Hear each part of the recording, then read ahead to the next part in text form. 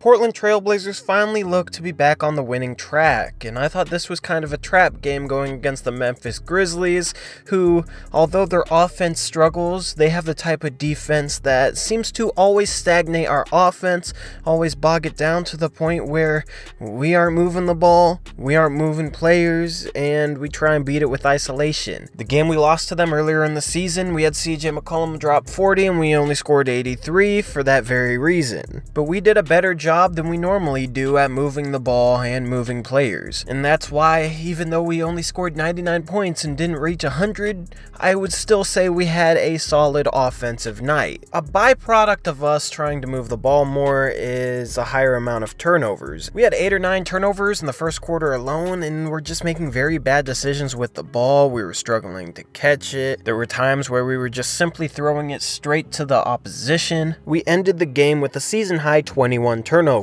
However, when we weren't turning the ball over, we were getting quality looks, which was reflected by us shooting 47% from the field and 42% from 3 against a very good Memphis defense. Our bench played a phenomenal game, as every player had an efficient night. Collins, Leonard, Stauskas, and Curry all shot over 50% from the field, while Evan Turner was still a solid 3 for 7. All bench players were a plus 14 and above, while every starter was a -7 or worse. That's the exact opposite of how it's been recently, where the starters are usually the squad that's building the lead and the bench is giving it up. While we only had 16 assists, I feel like we still were moving the ball well, and a lot of good ball movement got wasted by a missed shot. You had flashes of stagnant play, but that's what the Grizzlies do to you. I think it was very important for the Blazers to finally win a game like this, a game where they had to grind it out against a team that plays that type of style. A game where they're going to play very physical with you and you might not get the calls that you do against most other teams.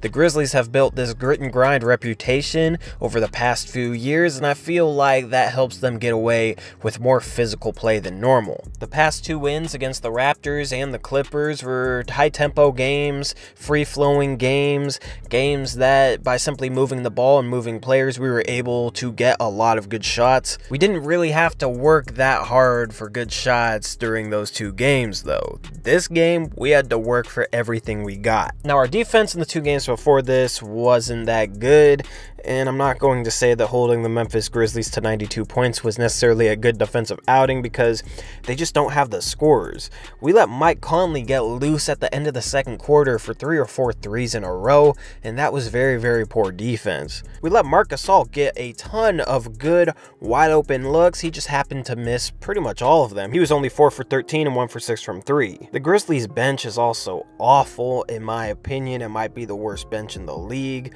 You had Shelvin Mack going 0 for 5, and I was reading some Grizzlies forums and they hate Shelvin Mack. I don't know why they hate him so much. He's only making $2 million a year, but I guess he's kind of their scapegoat. He missed a wide open layup and he was missing easy shots. Wayne Selden has looked awful so far this season. You had Javon Carter playing 12 minutes and he's a rookie who made his debut in the past week.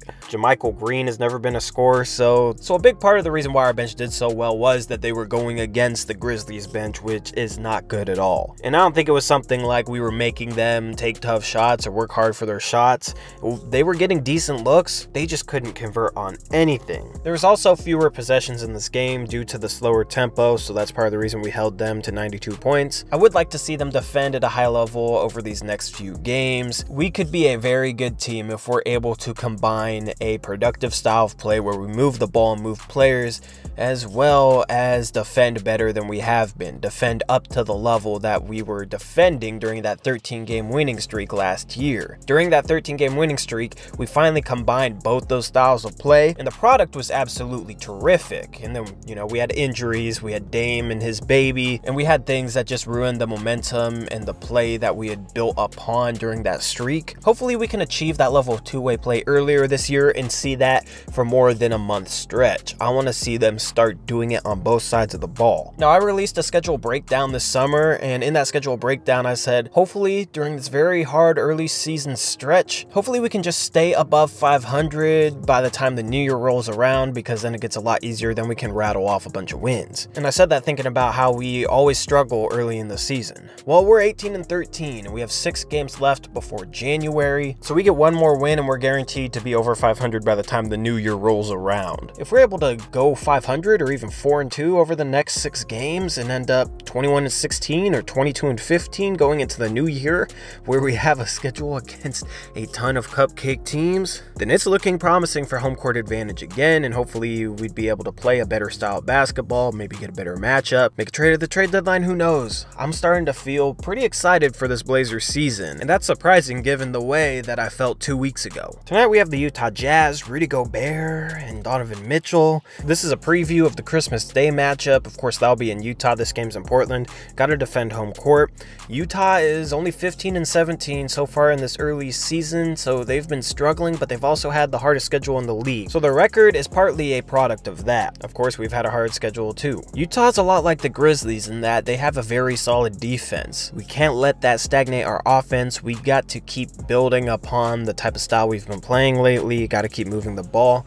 We just got to make it habitual, where we don't even have to think about moving the ball. We don't have to even think about moving players, and it just becomes something that we always do. Games like this is something that tests that. The difference between Utah and Memphis, though, is they have an elite scorer in Donovan Mitchell. They have an elite pick and roll big in Rudy Gobert, and then they have a lot better shooters and a lot better bench. They have Dante Exum off the bench as a point guard who's 6'6". They have a lot of size on their bench, which means that they're going to be able to switch between Turner, Stauskas, and Curry. Switching can kill the effectiveness of screens, which means that our offense might stagnate with our bench, and when our offense stagnates with our bench is absolutely terrible. So we have to figure out something to still produce an effective offense with our bench unit, because I do feel like Utah's going to switch a lot. Hopefully we're able to get this 4th win in a row, keep building upon this momentum. We got 2 games against the Golden State Warriors back-to-back later this month, so I would like us to rattle off some wins before going into those matchups, which are going to be very, very difficult. So anyway, that's all I got for this video, true Blazer fans. I hope you enjoyed. I'm really looking forward to this Utah Jazz game tonight. Hopefully we can pull out that victory. Anyway, I hope you have a good weekend. Peace out. Go Blazers.